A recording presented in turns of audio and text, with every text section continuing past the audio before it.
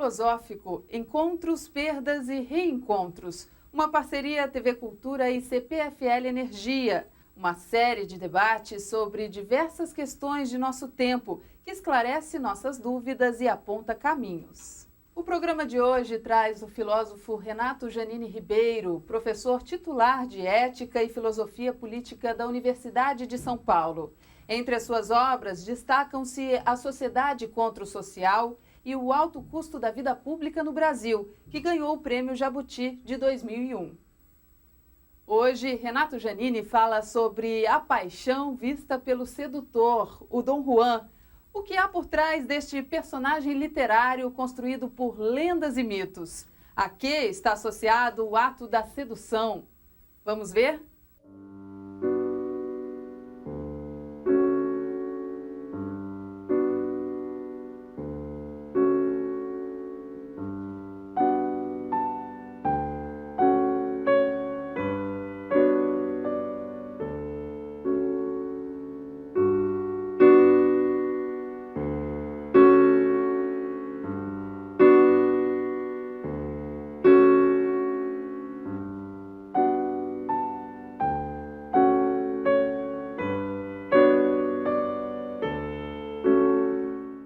Imaginemos uma situação de amor intenso, amor apaixonado. Eu posso descrever o amor apaixonado do ponto de vista de quem se apaixona. E eu posso descrever o amor apaixonado do ponto de vista de quem seduz. Nem sempre o amor apaixonado decorre de uma sedução. Eu posso me apaixonar por alguém sem essa pessoa ter jamais tentado me seduzir. Pode ser um movimento puramente meu. Aqueles rapazes que alguns anos atrás foram mortos pelos seguranças da Globo, quando tentavam, no dizer deles, salvar a Xuxa dos homens maus que a mantinham sequestrada, vocês devem lembrar dessa situação, se apaixonaram pela Xuxa certamente sem nenhuma iniciativa dela. Estavam totalmente apaixonados. No entanto, é possível nós termos a paixão por sedução. Isso é uma coisa que já foi muito assustadora, exige a gente falar de Dom Juan, de Casanova. Vamos lá, então. Antes, só um pequeno comentário sobre o enamoramento sem sedução. Mas há uma passagem muito boa de um romancista francês do século XIX, que é Stendhal, no livro dele, Do Amor, em que ele conta o que é o enamoramento. Ele faz um mapa. Como começa? Eu vejo alguém e falo, que beleza, ponto de vista do homem, como ela é bonita, que prazer beijá-la, ser beijado por ela. Até aí é só você ver alguém bonita. Suponhamos alguém que vê uma atriz de TV e acha linda, ou que vê um ator de TV ou acha lindo. Então, para haver paixão, precisa um segundo momento, que é eu ter a esperança de ser correspondido. Se não houver a esperança, o que eu estou fazendo é só um juízo estético. Só estou achando que é muito bonito ou bonita e ponto final. Agora, vamos imaginar uma situação não espontânea em que alguém decide me seduzir e como que isso ocorre. Para isso, nós temos dois grandes personagens sedutores. Um é Dom Juan, outro Casanova. Diferenças entre os dois. Dom Juan nunca existiu. Casanova é um personagem real. Casanova nasceu em 1720, mais ou menos, em Veneza, morreu com perto de 80 anos, em torno de 1800.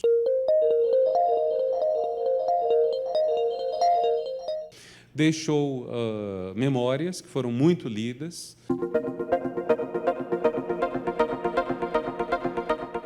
Cuja edição, que data de 1830, foi expurgada das partes mais pornográficas, talvez. Há uma edição dos anos 60 que é integral.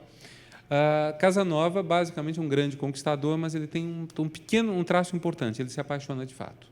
Ele conquista as mulheres, é um aventureiro, além de conquistar mulheres, ele inventa planos de jogo, de loterias, etc., quer enriquecer, apresenta-se como nobre, etc., é autor dessas memórias, das quais não sabe também o quanto elas são verazes, o quanto são ficcionais, mas ele se apaixona, ele gosta mesmo das mulheres. E só que, tão logo ele conquista, ele perde o amor. Como ele diz no caso de uma, prometi o casamento, e antes de tê-la, eu a amava mais do que a mim. Depois de tê-la, porém, eu passei a amar a mim mais do que a ela. Então, não queria mais casar-me com ela. É de uma candura assim, impressionante, né? Mas, enfim, esse é um personagem real. Dom Juan é um personagem literário, que é inventado um século antes de Casanova, Na verdade, parece que há histórias, lendas, mitos que vão construindo Dom Juan. Dom Juan é tematizado pela primeira vez numa peça do dramaturgo espanhol Tirso de Molina. Chama-se O Convidado de Pedra.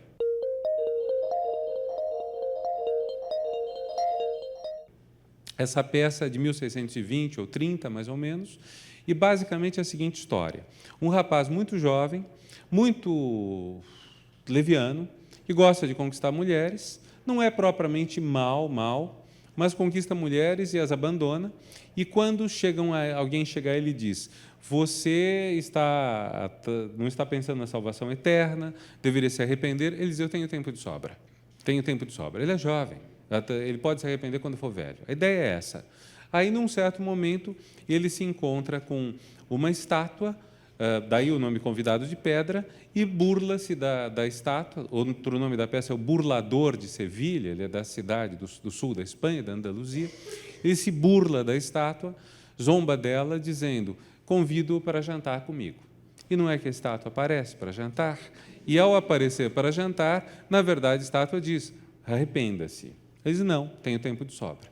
A estátua dá-lhe a mão, convida-o para jantar com ela também, vim aqui jantar, venha jantar comigo, dá-lhe a mão, e ele é uma espécie de eletrocutado. Quer dizer, ele morre assim e vai para o inferno. Essa é a história básica. A história básica de Dom Juan, então, junta dois pontos. São dois tipos de história. Isso é importante, porque vocês vejam que não tem nada a ver com o termo Dom Juan que a gente usa hoje, ou pelo menos é um pouco diferente. De um lado, Dom Juan é um conquistador. Conquista mulheres e tem uma grande diferença de Casanova. Ele não se apaixona. Nós voltaremos a isso. De outro lado, Dom Juan é alguém que desafia Deus. Ele desafia a salvação eterna. Ele não está pensando na possibilidade de cuidar da sua alma, de se arrepender, etc. Para os autores que tematizam Dom Juan no século XVII e XVIII, esse segundo ponto é tão importante ou mais quanto o primeiro. E o que leva Dom Juan a ir para o inferno é que ele não se arrepende.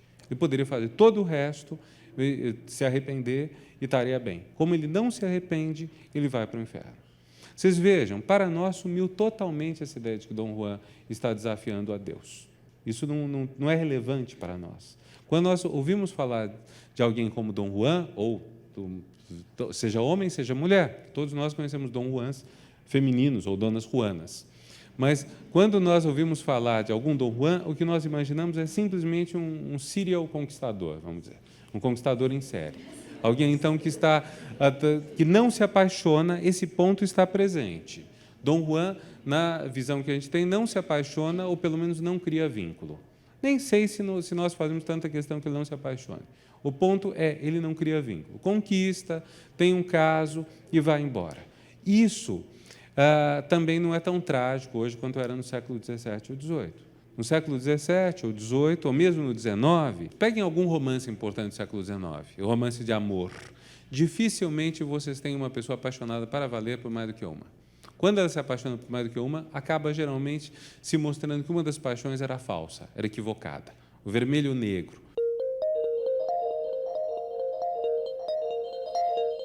O primeiro grande romance de Stendhal. Ele se apaixona pela Senhora de Renal e depois por Mathilde de la Mole. Mas chega uma hora que ele descobre que o amor dele por Mathilde de la Mole é totalmente factício, fictício, falso. Então, o amor dele verdadeiro era o primeiro. Essa é uma visão forte. Para nós, não. Para nós, o amor hoje é algo que nós podemos ter com toda a veracidade, toda a intensidade, mas nós podemos ter um amor que tenha começo, meio e fim e depois ter outro. Isso torna muito menos trágica a figura do Dom Juan para nós. O Dom Juan não é mais alguém que ocupa esse lugar do único amor na vida de alguém e o vicia. Porque imaginemos, numa época em que a pessoa só se apaixona por uma moça seduzida por Dom Juan tem esse espaço marcado para sempre e não vai amar mais ninguém, está liquidada. Agora, hoje, quando a gente vê a celebração do amor-paixão entre os jovens, como é bom ser apaixonado, como é bom sentir a paixão, etc., a ideia é bom sentir a paixão, mas terminada ela, é bom sentir outra paixão e por aí vai. Quer dizer, nós estamos numa sociedade que celebra a paixão não simultânea, não duas paixões ao mesmo tempo, que isso é mal visto, mas sucessivamente, qual o problema? Então, isso diminui o caráter assustador do Dom Juan. Diminui muito. Mas vamos falar um pouquinho da sedução como Dom Juan efetua. Dom Juan Talvez o melhor exemplo de Dom Juan seja a peça, aliás, a ópera de Mozart, Dom Giovanni. Quer dizer, há várias versões de Dom Juan. Eu comecei pela de Tirso de Molina. Uns anos depois, Molière escreve a dele, que também se chama Dom Juan. Vão surgindo outras, umas mais importantes, outras menores. Um autor muito pouco importante, cujo nome, inclusive, me foge, inventa um novo ponto, o catálogo. Ou seja, inventa que o criado de Dom Juan, numa certa altura, apareça com um catálogo das mulheres que o patrão dele seduziu e exiba. E a função do criado é catalogar as mulheres seduzidas pelo patrão. Isso vai virar na ópera de Mozart a área do catálogo. Começa na Espanha, são já 1003. Quer dizer, chega bem no começo, no segundo, terceiro momento da ópera, chega uma mulher, Dona Elvira, que casou-se com Dom Juan em Burgos, na Espanha, e quer dizer para ele, está atrás dele e fala, sou sua esposa. E o criado fala, olha, só na Espanha são já 1003, na Turquia são 91, na Itália 640, ele não se importa que ela seja loira ou morena, gorda ou magra, mas ele tem uma preferência jovem principiante. Mas, enfim, tirando isso, qualquer mulher é presa para Dom Juan. Ele não está muito preocupado com isso, que é uma tremenda humilhação, obviamente, para a pobre moça, que vê que ela é mais ou menos 2 mil avos, vamos dizer, de esposa, e não a esposa, como ela imaginava ser. Agora, há certos traços que são curiosos nessa ópera. Um traço, por exemplo, é que Dom Juan aparentemente não faz tanta questão da posse, assim, de realmente ter uma relação sexual com a mulher. Há um momento que ele diz, esta noite eu vou aumentar o teu catálogo de 10. Aparentemente, ele não está interessado em ter uma relação sequer física com a mulher. Ele está interessado em conquistar o que eu diria mais a alma do que o corpo. Isso é uma hipótese, tá? Quer dizer, eu estou levantando isso para discussão. O que Dom Juan está querendo, aparentemente, é seduzir alguém com tanta força, de uma maneira tão forte, que a pessoa se torne dominada por ele. Há um conto de Hoffmann. Hoffmann é um autor alemão do século XIX, que escreveu os Contos de Hoffmann. Alguns devem conhecer, porque Contos de Hoffmann é o nome de uma ópera de Offenbach, muito bonita. Artista, Geneviève, cortesana.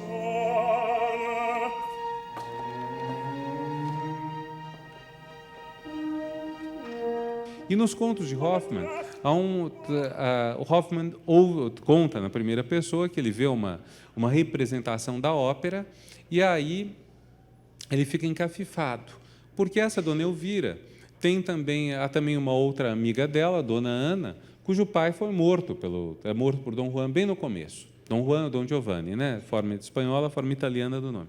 Bem no começo, Dom Giovanni Juan mata o pai de Dona Ana quando está tentando seduzir Dona Ana, só que é uma sedução curiosa. Ela entrou no quarto de Dona Ana fingindo que é o noivo dela. Então, não chega exatamente a ser uma brilhante sedução, em hipótese, né? Você passar por uma pessoa que já é amada, isso não é nenhuma conquista, não é nenhuma honra, entre aspas, nisso, né? Não é nenhuma grandeza nisso, ainda supondo que possa haver grandeza em você seduzir alguém. Mas ele entra no quarto, ela percebe que não é o noivo, grita, o pai acode, ele duela com o pai e mata. Esse pai que vai depois virar a estátua, ser feita uma estátua dele, e Dom Giovanni vai convidá-lo e vai levá-lo para a morte. Pois bem, Dona Ana passa todo um tempo atrás do assassino do pai. E tem o Dom Otávio, noivo dela. É um sujeito todo honesto, bonzinho, decente, maravilhoso, que, além do mais, toda vez que falam, eu acho que esse matou meu pai, eu falo, vou chamar a polícia. A conversa dele é sempre essa. Vou chamar a polícia, apareço com a polícia. Quer dizer, ele não vai ele próprio, ele não vai no pescoço do assassino. Ele fala, não, vou chamar as instituições, a lei, etc. Hoffmann vê isso e fala, ela está apaixonada por Dom Giovanni. Quer dizer, a sedução foi para valer. Ela ficou apaixonada mesmo por Dom Giovanni. Então, ela não quer apenas... então, entre o vil Dom Otávio, diz Hoffmann, esse homem que não é capaz de tomar uma iniciativa por conta própria, que é um covarde, que é um homem que apenas chama a segurança pública para resolver um problema dessa violência. Isso numa sociedade em que realmente muitas pessoas resolveriam isso com as próprias mãos. Entre ele e Dom Giovanni, que matou o pai, ela está apaixonada por Dom Giovanni. E aí o conto é muito bonito, porque termina, de madrugada, termina de escrever a interpretação dele, aí alguém bate na porta e fala, olha, houve uma tragédia, a atriz que faz Dona Ana morreu essa noite, acabou de morrer. Quer dizer, como se realmente ela morresse de amor pelo que a seduziu, como se a atriz e personagem se confundissem. Estou desenvolvendo isso para a gente ver esse aspecto da sedução que ela é tão forte, tão terrível. E esse caráter tão terrível dela faz que o tempo todo ela vá sendo associada ao demoníaco.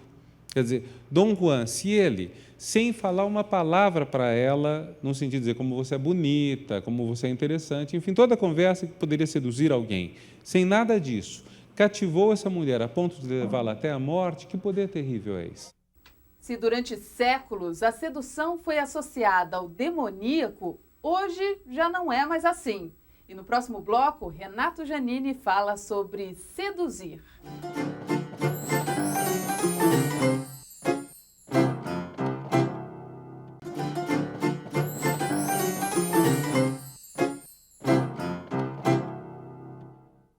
O filósofo Renato Giannini traça as características da sedução no modelo de Casanova e Dom Juan. Ele mostra como a mudança do papel da mulher ajudou a mudar o caráter negativo da sedução.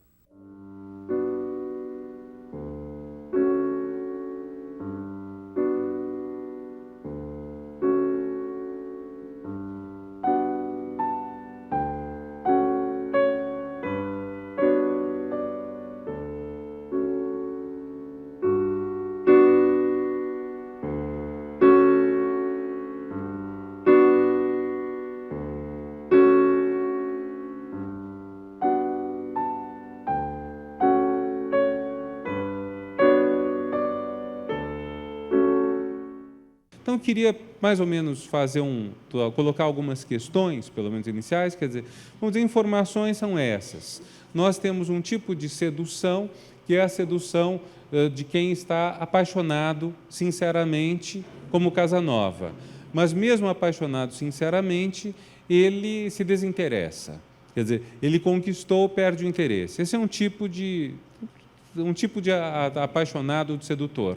É capaz de ter uma conversa fantástica, de levar flores, fazer tudo. Estou imaginando do ponto de vista do homem. Nós podemos imaginar do ponto de vista da mulher. É capaz também de jogar charme, fazer tudo, e uma vez conseguido o que quer, não quer mais.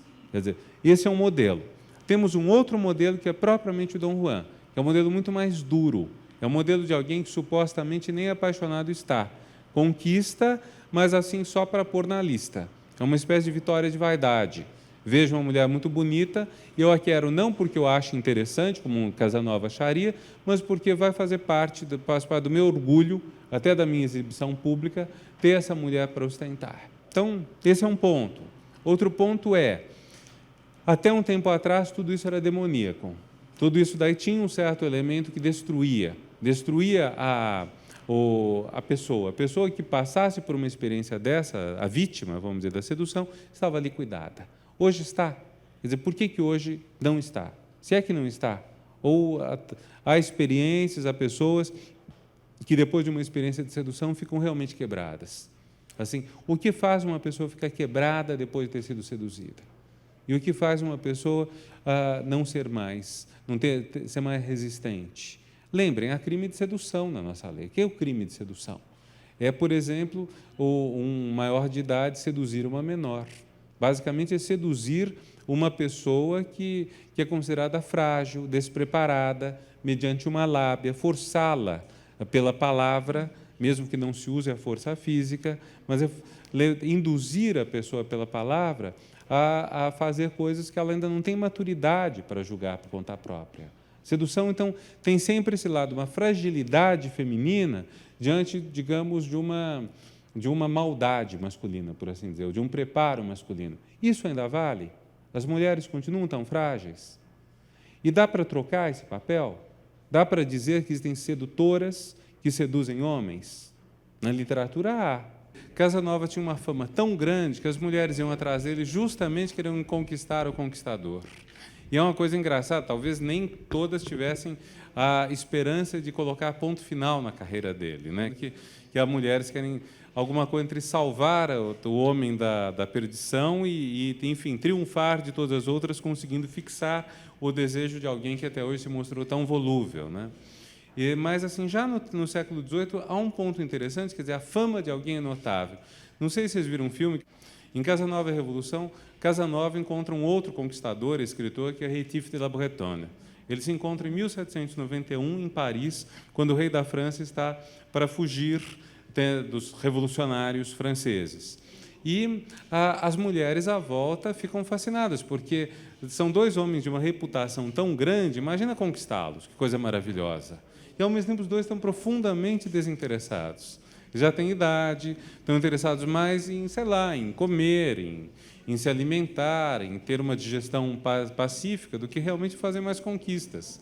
Então, já é uma coisa engraçada, mas existe isso. Quer dizer, os significados disso podem ser diferentes.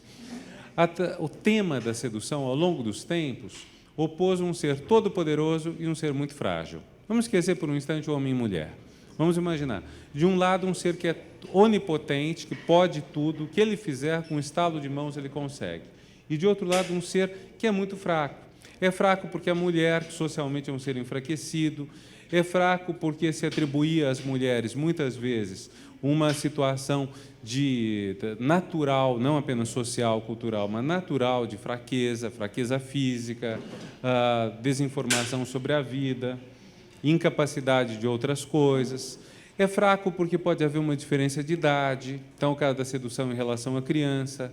Então, ao longo dos tempos, o tema da sedução sempre esteve associado a isso. Quer dizer, uma relação de poder.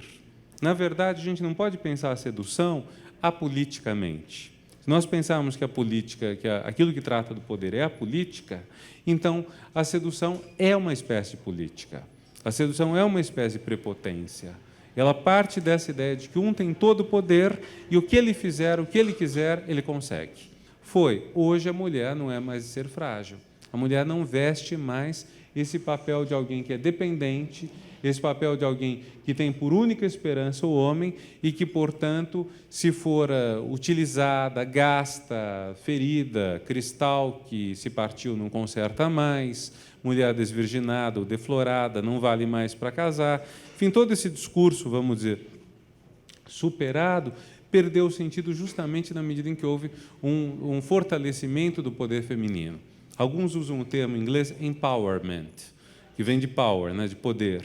Então, quando alguém, seja um indivíduo, seja um grupo, que historicamente é um grupo fraco, adquire poder, esse grupo foi empowered. Então, alguns traduzem isso em castelhano falam em empoderamento. Em português, alguns estão falando empoderamento. Quer dizer, aquele que tem poder não pode ser seduzido não nesse sentido. Quer dizer, o fato de que a mulher passa a ter várias metas na vida. Metas profissionais, metas de realização pessoal, etc., que independem apenas do amor. Então, isso passa a ter, de fato, o que eu chamaria uma profundidade de campo. Quando alguém tem uma profundidade de campo, quando alguém tem toda uma riqueza interior, essa pessoa não está mais totalmente à dependência de alguém. Muitos de nós sabemos de uma sabedoria materna, muitos de nós ouvimos sabedoria materna, resumindo, você não pode colocar todos os ovos num cesto só.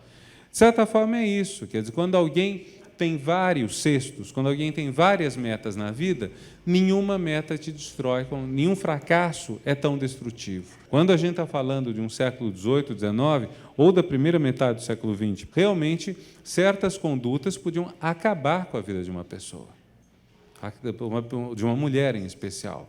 Certa situação poderia liquidá-la, poderia ser internada.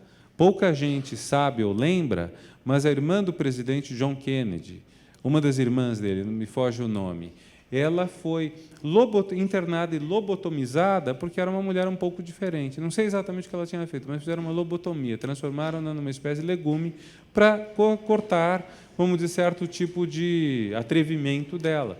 Muita mulher que, vamos dizer, alçou as asas na primeira metade do século XX ainda sofreu esse crime cirúrgico que é uma lobotomia, que corta, que praticamente reduz a independência da pessoa.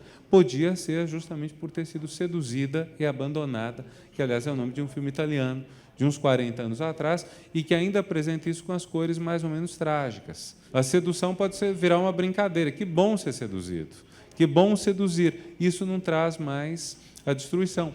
As monogamias sucessivas. Eu já ouvi também uma outra expressão, monogamias sucessivas, no plural, poligamia sucessiva no singular. É a mesma coisa, conforme a gente enfatiza um caso ou outro. São vários casamentos que se seguem, várias relações marcadas pela fidelidade, por todos os traços vamos dizer, de um casamento, entre aspas, tradicional, apenas sem, vamos dizer, a convicção de que tem que ser, a todo custo, eterno, mas mantendo valores como fidelidade, dedicação de um ao outro, esperança mesmo que tenha continuidade.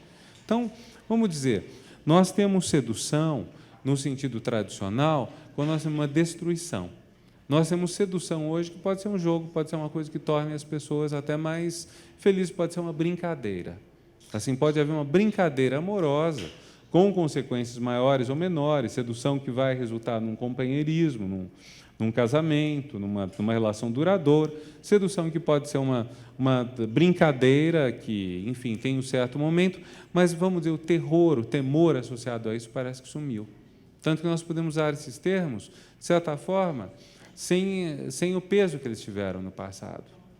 Com isso, a gente volta um pouquinho ao tema da sedução, porque a sedução, para supor a fraqueza, ela supõe uma pessoa de elos fracos. No fundo, o tema da sedução supõe, de certa forma, uma base fraca. Vamos voltar à moça seduzida e abandonada, vamos dizer. A moça que está tutelada pelo chefe de família patriarcal, todo-poderoso, que exerce todo um poder sobre ela, mas por que ela é tão fácil de ser seduzida por um conquistador barato? Porque, na verdade, alguma coisa de muito fundamental nela não foi atendido. Alguma coisa de muito essencial nela não está preenchido. A hipótese é uma pessoa que seja mais ou menos satisfeita, mais ou menos livre mesmo, quer dizer, que tenha várias metas na vida, que tenha condições de construir isso, essa pessoa será difícil de ser seduzida no sentido da sua fraqueza. Eu farei uma pergunta também, vocês não precisam responder essa pergunta, mas, enfim, para deslanchar um pouco a discussão. E se a gente transpuser o tema da sedução do indivíduo, especialmente da mulher? Quer dizer, eu farei duas perguntas. Primeiro, vamos imaginar um pouco mais o homem seduzido, para sair essa coisa meio machista de achar que mulher é seduzida e homem não. Vamos imaginar homem seduzido. E vamos imaginar também a sociedade seduzida. Há um livro que fez sucesso nos anos 60, de um russo. Ele era ele aplicou a psicologia behaviorista do Pavlov à política. Uma coisa meio tosca, mas o livro dele chamava, assim, na tradução francesa, O Estupro das Multidões.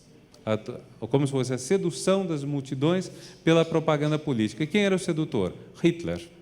E o que Hitler fazia? Hitler tratava a massa como a massa gosta de ser tratada. Eu estou citando autores nazistas, como mulher. A massa, entendiam os nazistas, é feminina. Então, você tendo um macho, o Führer, o que quer dizer Führer? O nome que era dado a Hitler. Líder, condutor, guia. É o mesmo sentido da palavra italiana duce, que era aplicada a Mussolini, conducator, que era o título do ditador, acho que da Romênia. Houve muitos líderes que tiveram esse nome guia, ou algo assim, que conduz uma massa que é considerada ela própria impotente, frágil, feminina, seduzida. Quem inventou a palavra propaganda, no uso que nós conhecemos hoje, foi o ministro de Hitler, Goebbels. E qual que era a ideia? Era você ter toda uma propaganda que passava sobretudo pelo rádio, mas também pelo cinema, não havia televisão na época, por outras formas, e essa propaganda se abatia sobre as pessoas como uma sedução. E se nós pensarmos a sedução ocorrendo sobre a sociedade? Quer dizer, não simplesmente quer dizer, as minhas sugestões são pensar a sedução ocorrendo sobre a sociedade e a sedução ocorrendo sobre o homem. E eu acho que vale a pena insistir um pouquinho mais na questão da mídia e do marketing. de um modelo de beleza feminino, que é um modelo em larga medida construído através de propaganda. Você tem toda uma propaganda, uma publicidade, para usar um termo talvez mais técnico, uma publicidade que valoriza uma determinada conformação física, um determinado charme. A gente vê como o ideal de beleza é moldado pela TV. A gente vê como a TV, tanto nos programas propriamente ditos, na dramaturgia, na novela, quanto nos comerciais, veicula certos ideais de beleza. E como esses ideais de beleza também, claro, eles têm elementos históricos. Por exemplo, até o século XVIII, a pele branca, muito pálida, era um sinal, ou talvez XIX, era um sinal de beleza notável. Porque quanto mais pálida a mulher, mais bela era. Muito simples, porque indicava que ela não estava submetida ao trabalho. Uma mulher que trabalhasse, como o trabalho em larga medida era no campo, como isso significava a pele queimada, como, além disso, o trabalho manual significa mão gasta, então, a mulher de pele tostada era pobre, trabalhadora, a mulher de pele totalmente branca, totalmente lívida, era uma mulher que podia ser mais valorizada. Por outro lado, a gorda. Por que a gorda era mais bela do que a magra? Porque havia muita fome. Quer dizer, são explicações tão elementares. Quer dizer, a magra podia ser uma esfomeada. No momento em que... Então, não havia beleza na magreza. Vocês veem, às vezes, quadros de mulheres que fizeram um sucesso extraordinário na corte de Luís XIV, rechonchudas. As mulheres do pintor Rubens, elas têm formas generosas, como já se disse também. Agora, quando tudo isso muda, quando hoje o trabalho, em boa parte, é feito indoors, quer dizer, dentro de um ambiente fechado, então, a mulher ou o homem que tem a pele tostada, se ele tiver outros sinais externos que indiquem que ele não tem a pele tostada porque trabalha no campo, porque é pobre, etc., mas que tem a pele tostada justamente porque tem lazer e pode partir em férias, no caso da Europa, a pele tostada em março, abril, a pessoa bronzeada, então, no inverno, quer dizer que não só que ela pode, além do mais, viajar, ela pode viajar numa ocasião em que os outros estão trabalhando. Então, tudo isso são sinais que vão mudando. Esses sinais vão muito além da propaganda da TV, mas há todo um lado que está na TV. São tipos que vão se consagrando, são tipos que vão se impondo, e a gente, em boa parte, ele é dominado por isso. Eu iria até um pouco além. Eu acho que as revistas masculinas, chamadas revistas masculinas, em inglês falam revistas adultas, elas desenvolvem todo um ideal de sedução. Elas desenvolvem, inclusive, um discurso da sedução. Por que vocês encontram entrevistas que pretendem ser minimamente inteligentes, artigos sobre compras, artigos sobre vinho, sobre bebidas, senão porque tudo isso faz parte de uma arte da sedução? Quer dizer, a arte da sedução, então, inclui não só o homem olhar embevecido, um corpo bonito feminino, inclui também ele se tornar capaz de ter um discurso que domine os referenciais. Então, o que é isso, senão uma construção toda da sedução? Agora, é claro que está se supondo, diante disso, que a sedução vai ocorrer diante de uma mulher mais criteriosa, mais cheia de critérios. Uma mulher que sabe distinguir a qualidade da roupa, a qualidade do vinho, etc. Mesmo numa coisa tão tola, vamos dizer, quanto uma sedução por coisas tão externas em termos de valor, tão pouco a ver com o conteúdo mesmo das pessoas, vamos dizer, a desigualdade foi diminuindo. Se a sedução sempre esteve associada a uma relação de poder, o que podemos fazer para não sermos vítimas dela? No próximo bloco, Renato Giannini nos mostra um caminho.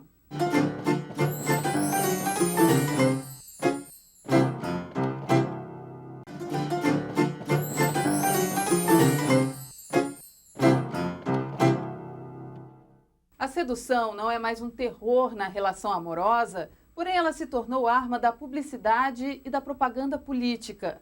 Como se defender desse poder de persuasão? Qual o papel da cultura nisso tudo? E mais, como ser forte diante de relações que duram tão pouco?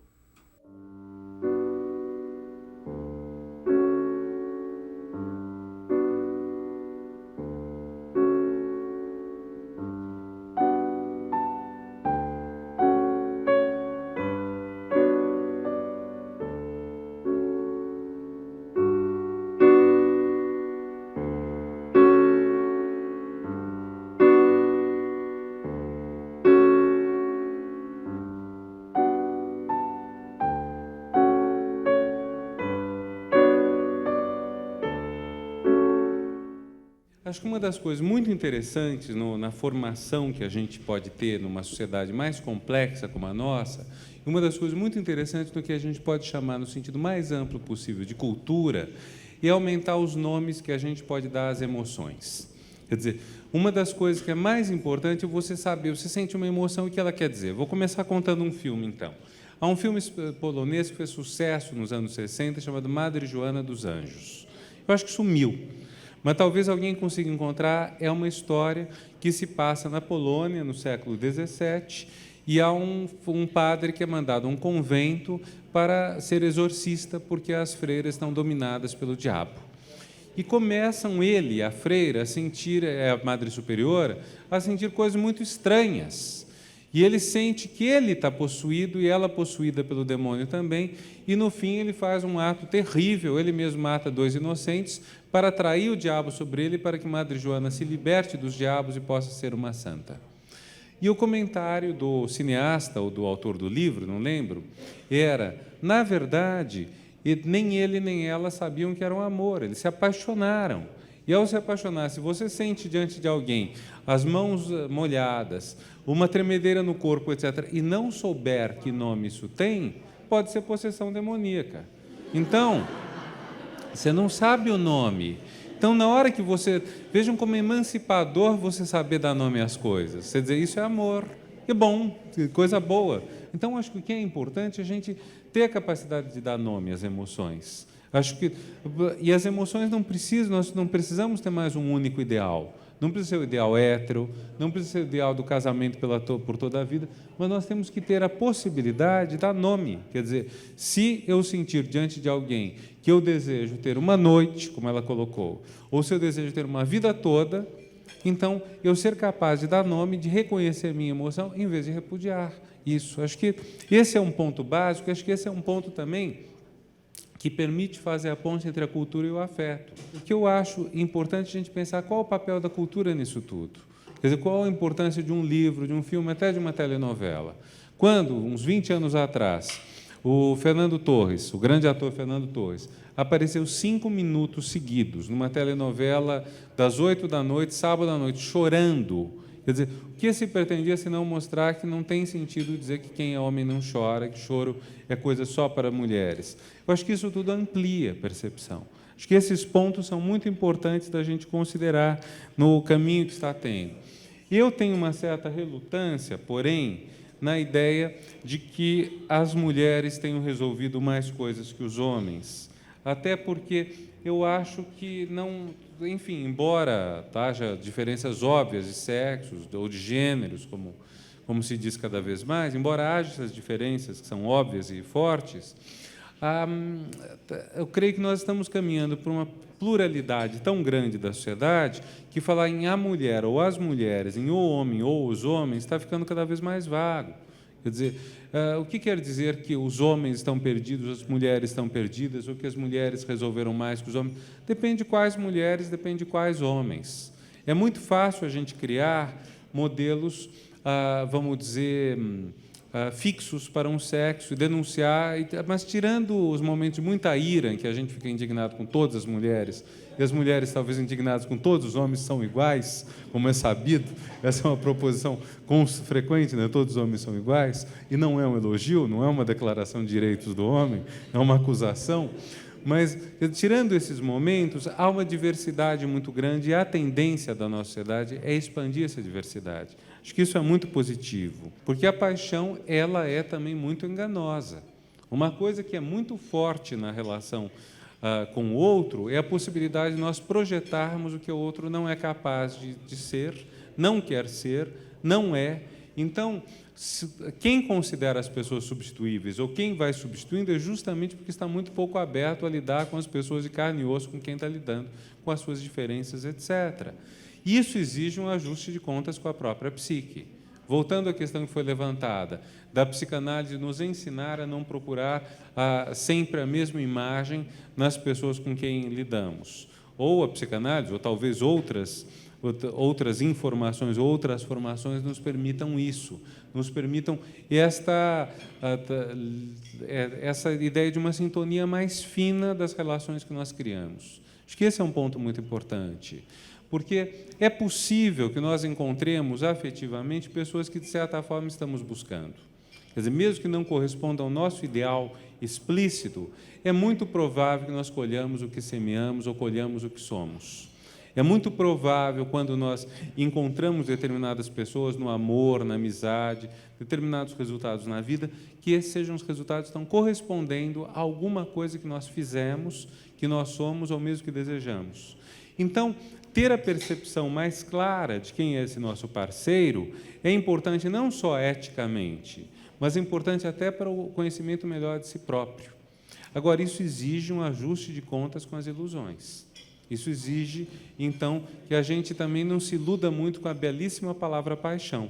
Mas a paixão também pode ser muito enganosa, e ela pode ser um grande fator de infelicidade. É claro que nós gostamos na paixão do entusiasmo que ela suscita, mas a gente tem que pensar um pouco nesse engano. Outra questão que foi levantada, e também indo na direção da paixão e do engano, as fantasias. Fantasia da poligamia, por exemplo. E aí parece haver um ponto que é apontado como sendo de diferença do homem para a mulher.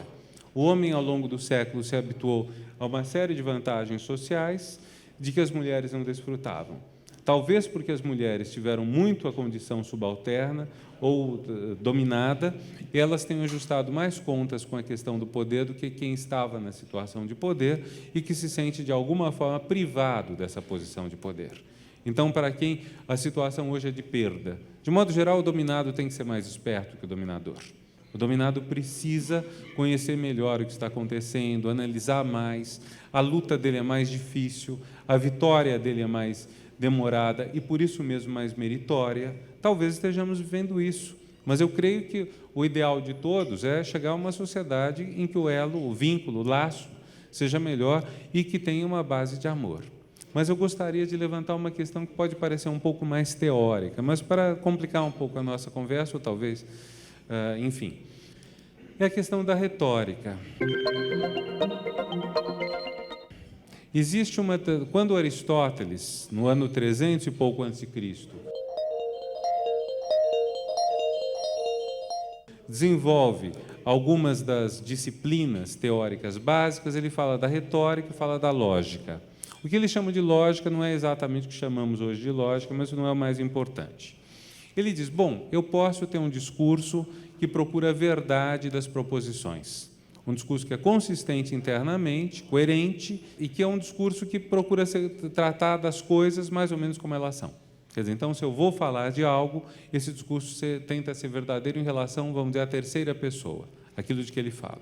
Terceira pessoa pode ser, sei lá, um assunto científico, os peixes, os animais, os seres humanos, mas o discurso lógico seria aquele discurso consistente em relação à terceira pessoa. Porém, ele fala também em retórica. A retórica é, sobretudo, o discurso voltado para a segunda pessoa, para o interlocutor. É o discurso em que eu tento, de alguma maneira, conquistar o meu público. E o que faz o bom retor ou o bom retórico, o capaz, o retórico capaz? Ele procura conhecer as paixões do seu público, os sentimentos. A primeira disciplina que a gente pode chamar psicologia nasce disso, da ideia de um discurso que tente persuadir o seu público. Como eu vou persuadir as pessoas? Então, eu vou procurar falar do que agrade a elas. Se eu for falar para um ambiente de empresários, eu falaria em lucro, digamos. Para um ambiente de trabalhadores, eu falaria em salários bons. Para um ambiente de mulheres, eu poderia falar na igualdade feminina. Para um ambiente inteiramente masculino, eu deploraria, talvez, digamos, a maneira como as mulheres estão se portando hoje. Por aí vai. Isso seria, vamos dizer, de maneira um tanto caricata, a questão retórica. Há um grande exemplo de mal retórico, foi o Marechal Lott. Marechal Lott foi um ministro da guerra, chamava-se assim a pasta, no tempo de Juscelino Kubitschek, e foi candidato à presidência em 60, perdendo para Jânio Quadros. Contam que, quando ele veio a São Paulo, ele disse que ele lembrou, fazer campanha, lembrou que a primeira vez que ele pisou em São Paulo foi em 1932, fazendo parte das tropas federais que vinham aqui para acabar com a Revolução. É um mal retórico. Quer dizer, obviamente é um péssimo retórico alguém que chega e conta: a primeira vez que eu vim aqui foi para lutar contra vocês. Há muitos exemplos disso, mas a ideia básica da retórica é: você suspende a questão da verdade e você tenta persuadir, não é convencer. Convencer, a gente usa esse termo quando você está numa argumentação racional. Você lança um argumento racional, eu respondo com um argumento racional e nós tentamos, então, ver quem convence quem, de certa forma, quem vence quem, mas é uma coisa racional. A persuasão, ela tenta mexer, sobretudo, com os afetos. Vocês veem, então, que a retórica é a matriz da sedução. Seduzir alguém não é muito diferente de fazer retórica. E vocês veem também que a publicidade é um gigantesco exercício de retórica. Quer dizer, por que fazem pesquisas na publicidade no sentido de saber do que o público gosta? Vamos mais além. Propaganda política. Contratação de magos da política, gente que sabe exatamente que tipo de emblema, que tipo de fala, que tipo de produção, que tipo de assunto, que depois reúne, depois de cada noite de debate ou de coisa na TV, reúne um grupo de pesquisa qualitativa. Enquanto os candidatos estão lá debatendo, algumas pessoas que representam várias classes sociais dizem: nessa hora ele olhou para o lado, não pareceu muito convincente. Então, no intervalo, o debate se transmite ao candidato: encare mais a Câmara, faça isso. Quer dizer, tudo isso é esse domínio da retórica. Então, o que eu estaria sugerindo é o seguinte: parece, por tudo que nós andamos falando, que a sedução não ameaça mais a vida amorosa. Parece que essa conquista nós temos. A sedução, uma igualdade se conquistou. As mulheres avançaram muito no seu peso. Nós não acreditamos mais que as pessoas, de modo geral, sejam tão frágeis quanto antigamente. Existem formações que funcionam como anticorpos. Anticorpos que permitem às pessoas ter mais enfrentamento em relação à ameaça que vem de fora. Então, vamos dizer, na relação homem a mulher, mulher a homem, homem a homem, mulher a mulher, vamos dizer, a sedução não é mais o terror que ela foi, digamos, no século XVII, XVIII, e até, vamos dizer, primeira metade do século XX, enquanto a palavra perdida tinha aquele sentido ruim. Porém, parece que a nossa sociedade está devassada por outros tipos de retórica ou de sedução. E aí eu acentuo a questão não só da venda de mercadorias, mas da venda de destinos políticos. Em que medida nós escolhemos destinos políticos, quer dizer, que seria a escolha mais importante que uma sociedade faz, em função de uma retórica e de uma sedução? Será que nós transferimos o lugar da sedução? A sedução saiu da vida privada e entrou para a vida pública? Saiu da vida amorosa e entrou para a vida política? Então, da mesma forma que as mulheres se livraram da destruição causada pelos sedutores, à medida que tornaram a sua vida mais rica, mais plural e, portanto, não são mais vítimas, da mesma forma a sociedade só pode enfrentar a sedução em política ou em publicidade, na política, portanto, e no comércio, só pode enfrentar isso na medida em que ela construa mecanismos de defesa. Mas, de qualquer forma, sempre, acho que o ponto que a gente tem que lidar, quando está pensando em termos de sedução, é como se enfrenta isso tudo. Como a gente pode enfrentar? Há um fator muito importante que é a construção da interioridade. Eu volto um pouco à cultura. Eu acho que a cultura, eu tenho cada vez pensado mais, a cultura deve ser entendida como experiência cultural. Quer dizer, o que me interessa na cultura não é a acumulação de conhecimentos, é de que maneira nós saímos modificados e enriquecidos do contato com uma obra. Quer dizer, pode ser um concerto, pode ser um filme, pode ser uma novela. Dependendo do público, da formação e do que eu apreenda, se eu saio enriquecido, ou seja, se eu saio modificado, mas modificado no sentido de ser capaz de fazer mais escolhas com isso, a experiência cultural ocorreu. E é nesse sentido que vai se construindo uma interioridade. E num mundo como nós temos hoje, o grande segredo é a interioridade. Quer dizer, aparentemente a coisa está no lado externo. O que nós temos hoje, se não a ideia de relações que vão ocorrendo, se desfazendo, nós sabemos que nada nos garante uma espécie de vacina contra isso. Então, como nós podemos estar fortes para enfrentar uma relação afetiva, uma profissão, um emprego, alianças nos mais vários níveis que se desfazem? A única maneira é ter interioridade. E por isso mesmo, eu acho que aqueles que apostam muito na exterioridade correm o risco de não ser a coisa muito duradoura. É claro que as modelos de hoje serão substituídas daqui a uns anos por outras modelos, e isso sempre vai ser vendido como imagem. Cabe a nós também uma resistência a tudo isso, no sentido de formar esses anticorpos. Quer dizer, quando nós estamos ou educando a filhos, ou educando alunos, ou educando a nós mesmos, que no fundo é talvez o mais importante, eu acho que é fundamental essa construção disso tudo, né? Eu acho que nós estamos aí diante disso, de uma série de desafios, mas ao mesmo tempo desafios que não são, vamos dizer, nós não estamos mais diante de uma situação em que nós somos indefesos em face do outro. Isso talvez acabe mesmo com a temática da sedução, com o lado forte da sedução.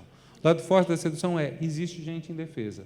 Hoje, mesmo quando a sedução passou para a mídia e tomou conta até da política, nós não somos mais indefesos porque nós sabemos os caminhos que podemos tomar e nós podemos enfrentar isso. Então, acho que essa ideia de que a gente pode construir outras formas de ligação, outras formas de enfrentamento, eu acho que é muito importante.